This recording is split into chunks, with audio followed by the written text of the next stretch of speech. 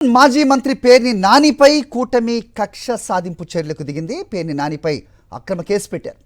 నూజివీడులో జరిగిన ఓ సభలో చంద్రబాబు పవన్ కళ్యాణ్పై అనుచిత వ్యాఖ్యలు చేశారంటూ టీడీపీ నేతలు తప్పుడు ఫిర్యాదు చేశారు.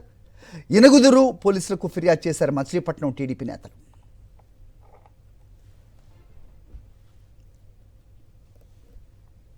మాజీ మంత్రి పేర్ని నానిపై కూటమి కక్ష సాధింపు చర్యలకు దిగింది. పేర్ని నానిపై అక్రమ కేసు పెట్టారు. నూజివీడులో జరిగిన ఓ సభలో చంద్రబాబు పవన్ కళ్యాణ్పై అనుచిత వ్యాఖ్యలు చేశారంటూ టీడీపీ నేతలు తప్పుడు ఫిర్యాదు చేశారు. ఇనగుదురు పోలీసులకు ఫిర్యాదు చేశారు మచిలీపట్నం టీడీపీ నేతలు.